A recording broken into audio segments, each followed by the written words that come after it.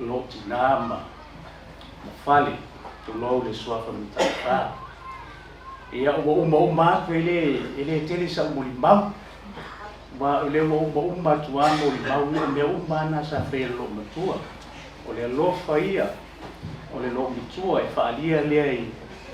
ina yo mato anko ma antis o lo ngā lue ngā le tua o ina e fai me le lo matua lea e ta pena uma me uma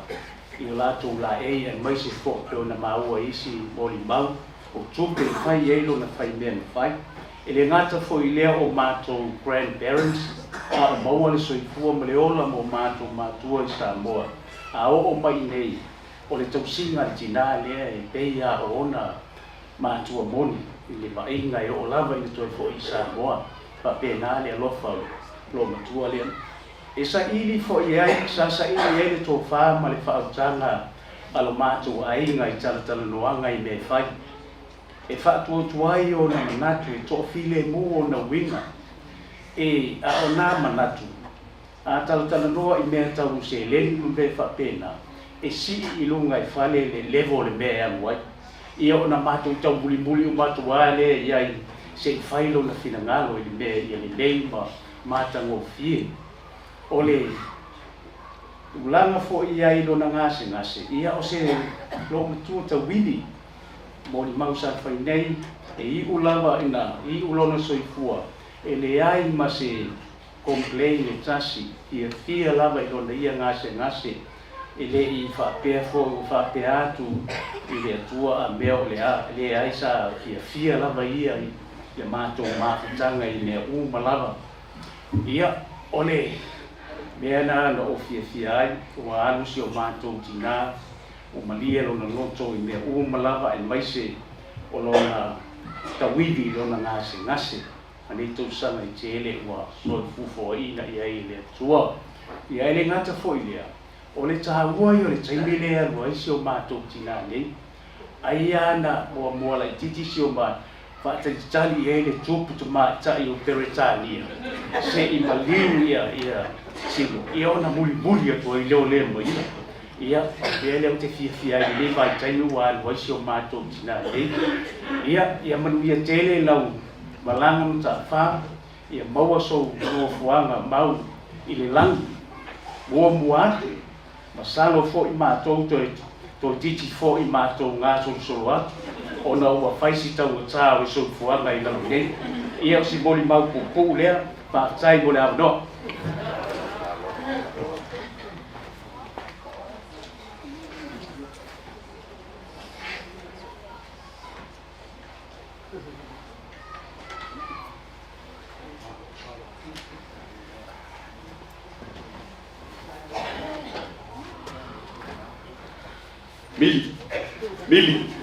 Mili Batia ia leli ia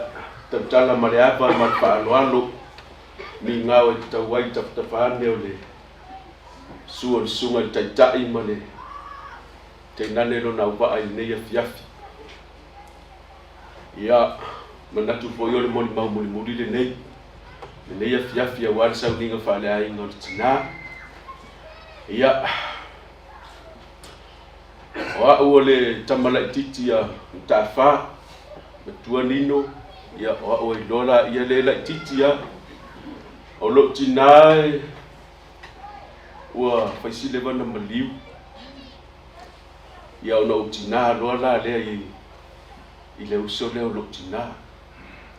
ia o le telo le o le moli mau ia le o moli mau tua ia tafa se pelini siata ofa na e whapena le o langa sa whapena ona ia i mawhitanga ma siutina e nai mua mai tafa se pelini whaawau na o ngai nei mtua watu ia ufolo mai e tua ia o peo te lele na o ni mawhitanga sa whapena ia ona te le foin ma mawhitanga ma siutina waru nei o se tina e tumu i fua o le anganga i mea lofa le atua i lona so i fua ma lona o langa au te nofa mo o mawhauwhau ia e maua uma lava i ai mea ia i lona ola e peia ko i ona moli mauta mao le ainga matina o le nei ainga e loto alofa e loto maulalo e anga le lei e mata alofa e fia e leo se tangata e wha uhu e winga ia o lo mātou tina o lana tu umusu e fia fai mea le lei mai e mana o mia lo mātou feola fe alufani o se tina e loto a inga o se tina e loto e kalesia o se tina fo i e loto nu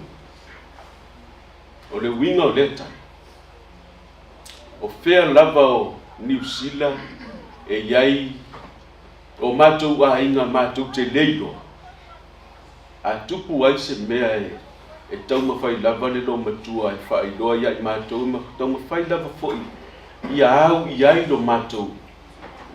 ia mātou wo o iai ia o mātou wo o iai ia iai foi taimi e a aluan fo i le nisi winga mahali o le tinata te fiu e lue le whatuatua leo le neiti nāmalo na loto le e i taimi a tele fo i me whai a lona ainga ia o na tu whai atu le e se whai mea so leo tatua whai mai tau aua e te ia e whaanongo mai le mele whai atua ia e se tangata e tu maulo na whatuatua i le whai a inga le winga leo le ta o se tina e loto a inga e loto nuhu e loto e kalesia e loto alofa ia o mori mauli soifua le tina e tamam tina ma whanau le nei ai ia ole o lona soifua lea o lana lea wha o onga ia i mātou o lana whanau ia ai le tapunia le tusi e tani elu e whai mai na tilo i le si tu o lo tu mai le si tangata le si tu vai tu mai le si tangata i le si tu vai ai o lo tu mai le tangata i le o ngātu tonu o le vai o lo la e ie fia wha au pea o le ngā ruenga tani elu au umau na taimi whai mai le tua tani e sauia o loo iai nisi e toi whaau wa wina lau ngā ia tina ia sa uni fia lau malang o loo iai au tua ngane mau uso i mātou o le whana o le au mātou whaau wa wina au ngā luenga sa e whaau a o ia te i mātou ai le whaau maina lau mori mau oa o Autagavaia fia tau toluonu o le tamala titi a mta Falesalafai Taufa'asino'i'uputu'uoleatunu'u ma le nganga o le whaloa so i fua mai a manuia le taku aima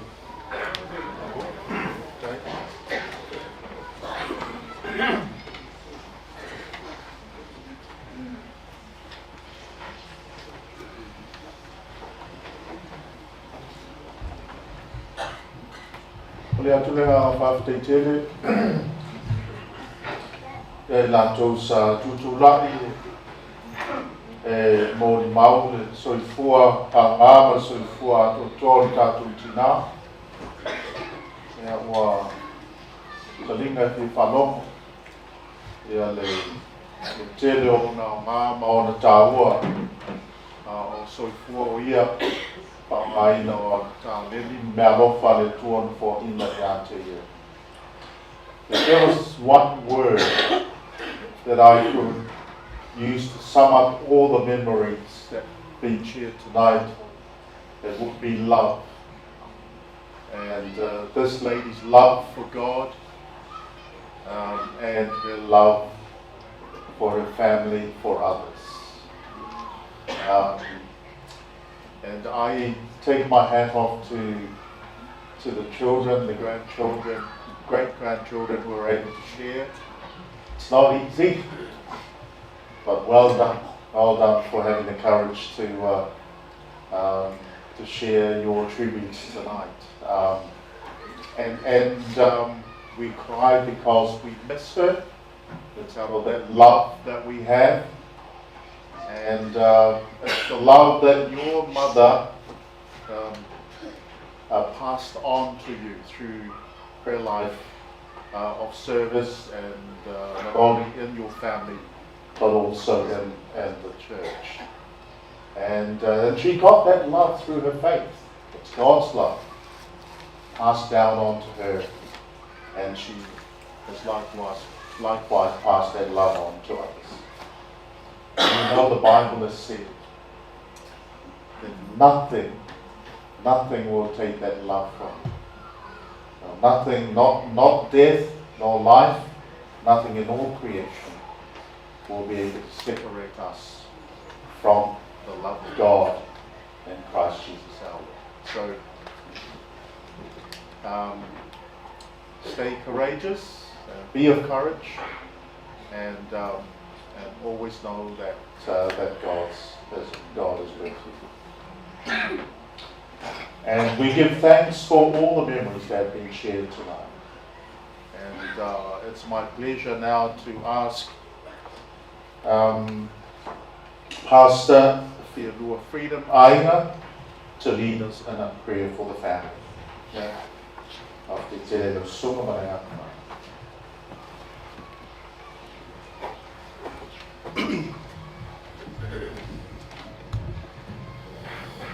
Tatu tau e o mai uma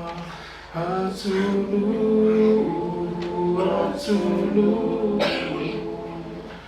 e I foia te oe awalo malo file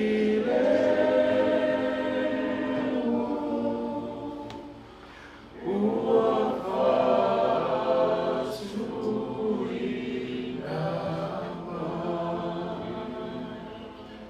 Awe fio o ele tu e lo afio a pa ia. Ma e sila mai e whanau o tamato. O mātou la ngona tu whātasi nei a afi. Mātou mai o pongi le nei whamoe moi. O le mātou whaalo lea I le tangata na e whai e lo whātusa. Si o mātou tina. O whapena o lo wala o pa ia I ata ia. Ua rea uia ma whamunianga ia I mātou umua. Rea fiafi le tua, mātou talo, le anganga whameise, le anganga whamawhiawhana. Le lunga le tua ia manino la uru, le whanau. Ai meise lava le tua le ainga, whaafetai, o lona soifua au auna, o lona soifua lo whilima tausi, o lona soifua au ngā, ua whai lea le tua le whaunianga, ua whaasoa I le tua, ina ia vema se whamalo si anga, ai meise lava se taianga, ia mātou muli tai,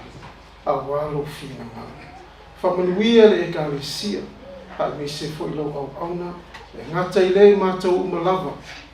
au whamatala loto le tua, e ala le tua le nei whamoe moe. Father, we honor you, and we love you,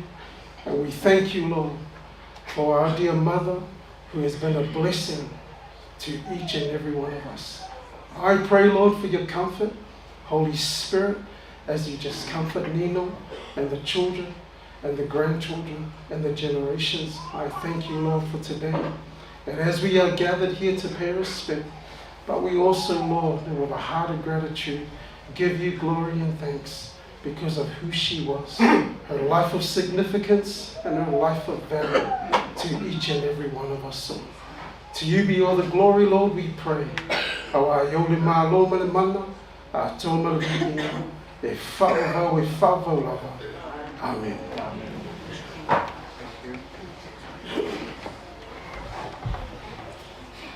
Nā tātou tūtulai ma tātou pese whātasi le vi ngā tōk se lau tipu spulu,